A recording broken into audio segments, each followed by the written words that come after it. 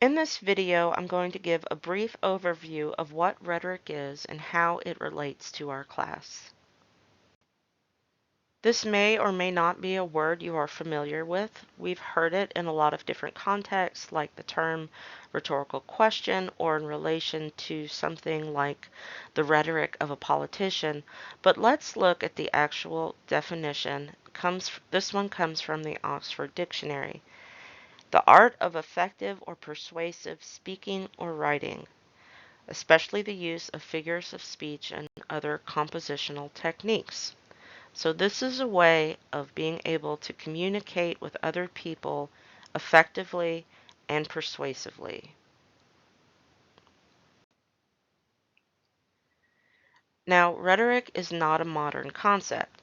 In fact, it was the ancient Greek philosopher Aristotle. He first wrote his treatise on rhetoric back in the 4th century BCE, and he said that it was the ability to find all available means of persuasion. There's that word again.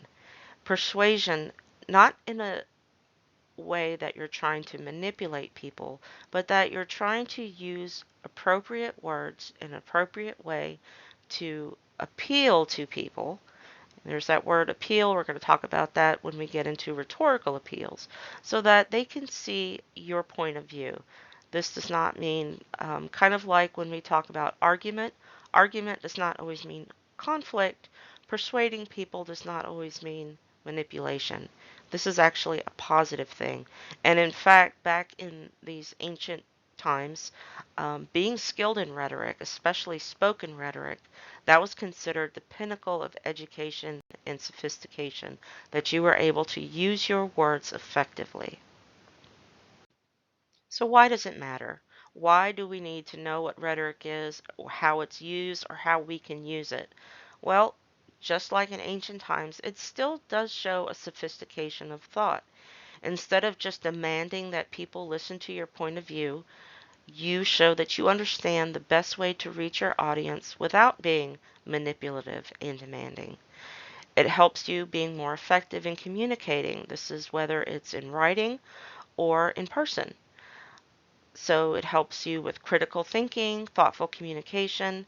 It also opens doors to change. It helps you see other points of view. It can also help you feel more empathy for others because you're open-minded. You're willing to have conversations because that is really what rhetoric is. Whether you're in front of a crowd speaking, you're still trying to invite conversation about whatever the topic is. It can also help you feel more confident in how you communicate or have more authority on whatever topic that you're discussing in a good way. So hopefully in whatever English 101 class you have taken, you discuss rhetorical situations, but let's revisit these elements here. The text is obviously probably the most important because this is the actual communication, whatever mode, whether it's written, spoken, sung, billboard, social media, what have you. This is what we consider the text.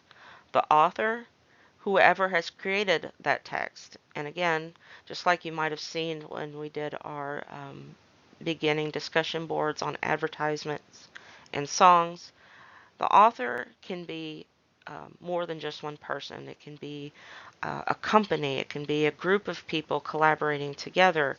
In the case of a song, you have songwriters and musicians that all get together to make that piece of communication. So the author, when we say author, it can mean more than just one person. The audience, obviously, that's whoever is supposed to receive that communication. And we might think that's very simple and straightforward, but as we'll see in a minute, it can be more complicated than just the people who hear it.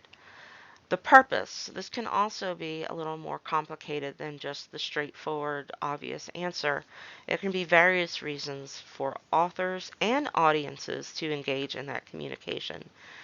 I have this word here, exigence. You're not required to remember that. It's just another way of saying the purpose for a communication. The setting. Now, this can be the physical setting, but this could also be the social setting, the setting and time and place in whatever social, economic, racial, religious, whatever is going on in a particular place at that time can also be considered part of that setting. So let's think about these rhetorical situation elements in relation to a piece of rhetoric we are all familiar with, which is Martin Luther King's I Have a Dream speech, which you actually will be doing an assignment on this week. So, how did each of these different elements of rhetorical situation factor into the impact his speech had? Well, we can think that obviously the text was the I Have a Dream speech.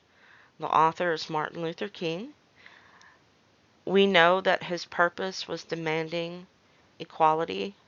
We may or may not know much about the audience or the setting, but we know the basics. But what happens when we dive a little bit deeper into that? So we all know the basics of this speech, but when we take the elements of the rhetorical situation in a little more detail, our perception and appreciation may change. So let's look at these. The text itself, the speech. We know it's a speech asking for racial equality. But why was it necessary? This took place in the 60s, long after the Civil War had ended, slavery was abolished, racial equality legally was supposed to be a thing. Well, in the Deep South, especially around the areas that Martin Luther King and a lot of his peers lived, those laws were not being followed and nothing was being done about it. Some of it was very overt in atrocious crimes against black people. Some of it was a little more subtle in not allowing them to just be in spaces that anyone else could be in, like not being able to drink out of the same water fountain or use the same bathroom. And this had a deep psychological toll on black people in general, but especially on the ability to move forward in any meaningful way because they knew that it would be constantly being that they were constantly being um, bombarded with people who did not want them in their spaces. Author, we know Martin Luther King. Um, you may hear him referred to as Dr. King or Reverend King. He was both. So we know he was educated and he was a reverend, so he had deep faith. This can change our perception when we think about how hard he worked to get this racial equality. But also, when we look at his speech, we can see elements of his education and elements of his faith coming through. And sometimes it might be a little bit harder to pick out if you don't realize that he has that background. The audience, I'm often surprised um, that some of my students will watch this speech and they are surprised that there are white people in the audience because this was televised, so you can go and watch the speech. Um, but this speech was not for fellow black people. That would be a little bit like preaching to the choir. They knew that they wanted equality, they knew the things that they were being put through. This was a speech for white people, especially the white people who could enact change, to try and help them see from their point of view, the black people point of view in that time, and what they were going through. Because a lot of people didn't know. We didn't have the internet. We didn't have um, cable TV or 24-hour news. Um, People didn't travel around the country like they do now. So a lot of those things that were happening were not known to a majority of the country. So having that speech televised, having white people present and having it available for them to watch on TV was huge because for the first time they were really seeing and hearing the pain that they were going through. The purpose, obviously, to enact change. This was not a simple educational speech. This was a motivational speech. This was meant to upset people, honestly, to upset people, to make them think about what they were doing. And even if they absolutely did not agree with him, with what he was saying, it was still stirring up conversation, and that is what he wanted. The setting, we think again, this was the 60s. This was a very racially charged time. This was also a time where women were coming out and asking for equality. So there was a lot going on. Um, in this, here in America, this was a huge hot button topic. If it had been anywhere else, it would have been different. Been any other time, it would have been different. So this is what I mean when I'm talking about setting, not just the place, but the time and the social climate has a huge effect. So hopefully understanding some of these elements, your appreciation of what King was doing will grow. He was also, which a lot of people don't realize, he was on a lot of hit lists, even within our government. He knew that he could have been assassinated at any moment, but he still went forward.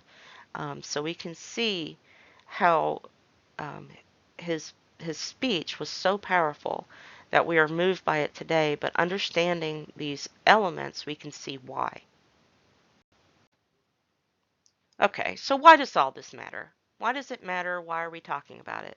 Because being skilled and educated in the art of rhetoric will help move you forward in life, whether it's your college um, life, your future career, your personal life, just moving forward, being able to communicate effectively is important.